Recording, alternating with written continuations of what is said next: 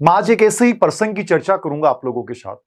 आप में से बहुत बार बच्चे एक मैसेज करते हैं कि सर ध्यान बहुत भटकता है और ऐसा लगता ही नहीं कि पढ़ाई कर रहे हैं। ऐसा हमारे साथ क्यों हो रहा है?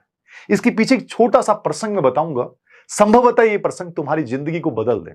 ये जो पीछे आप इंसान देख रहे हैं, यह है सुकरात, जिन्होंने एक सबसे बड़ा कथन दिया था, मुझे एक ही बात का ज्ञान है कि मैं अज्ञानी हूं। जिंदगी में याद रखना, इनके जीवन को जब हम पढ़ते हैं तो हमें दो बातें बहुत सुंदर दिखाई देती हैं कि डरना कभी नहीं है। चाहे वो जिंदगी है, चाहे वो मृत्यु है, चाहे वो सफलता है, चाहे वो असफलता है, चाहे वो दुनिया का कितना ही बड़ा कोई व्यक्ति तुम्हारे सामने क्यों नहीं हो, ये लाइफ में, जिंदगी में कभी डर मत जाना। चाहे वो परीक्षा ही क्यों नहीं हो। हम एक छोटी सी बात से डर जाते हैं कि सर परीक्षा में प्रश्न आएंगे कि नहीं आएंगे, मैं फेल हो गया तो क्या होगा। जिस इंसान ने इस दुनिया के लोगों को जागृत किया कि हमारा अधिकार है गलत का विरोध करना, वही आदमी उसी राजा के द्वारा भेजे गए जहर के प्याले को हंसते हंसते पी गया। उस व्यक्ति के जीवन का एक सुंदर सा प्रसंग कि आप लोगों की तरह एक विद्यार्थी जिसने सुकरात के बारे में बहुत कुछ सुन रखा था, वो सुकरात के पास जाता है। सुबह का समय था और सुकरात उस समय नहाने के लिए जा रहे थे और वो लड़का पीछे पीछे बार बार चल रहा है और सुकरात को रोक रहा है कि मैंने आपके बारे में बहुत सुना है, मैं जिंदगी से परेशान हो चुका हूं, मैं बार बार असफल हो चुका हूं, मुझे रास्ता दिखाइए कि मैं जिंदगी में सफल बन पाऊं, अपने माता पिता के सपने सच कर पाऊं। सुकरात उसकी बात को अनसुना करते हुए लगातार चल रहे हैं। वो बार बार उनके सामने आके खड़ा हो जाता है, लेकिन सुकरात, जिनका लक्ष्य इस समय केवल नहाना है, वो उसकी तरफ ध्यान भी नहीं दे रहे हैं। लेकिन वो बच्चा व्याकुल भाव से और विरह वेदना से बार बार निवेदन कर रहा है कि मुझे रास्ता दिखा दीजिए, मुझे रास्ता दिखा दीजिए, मैं जीवन से परेशान हो चुका हूं।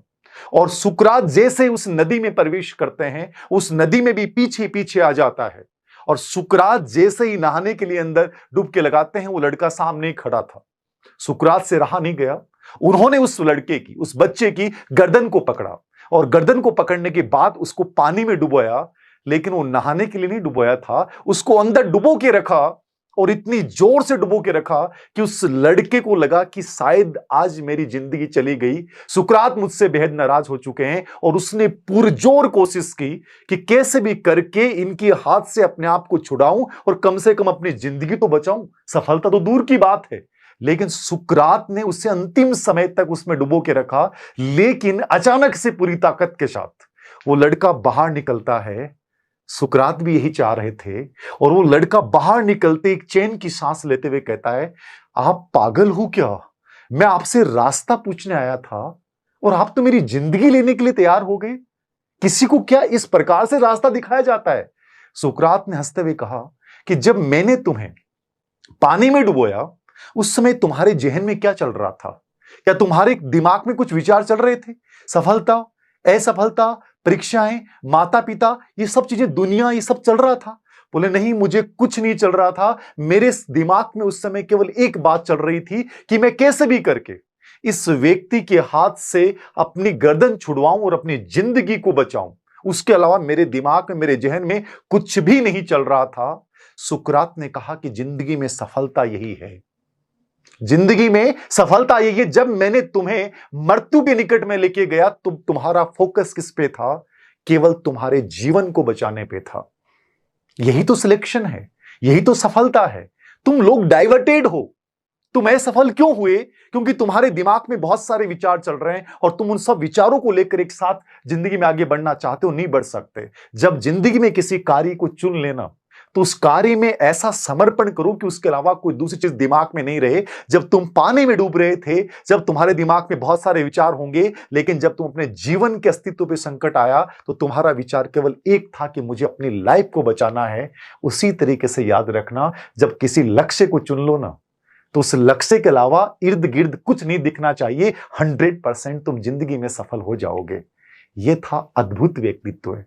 याद रखना, हमारे जीवन में ऐसी बहुत सारी कहानियां हैं जो हमें बताती हैं कि ये जो महान लोग हुए हैं वो सफल कैसे हुए हैं। वो सफल इसलिए हुए हैं क्योंकि उनका एक समय ध्यान केवल एक चीज पे था और हम लोग एक साथ बहुत सारी चीज चलाना चाहते हैं और यही कारण है कि हम असफल हैं।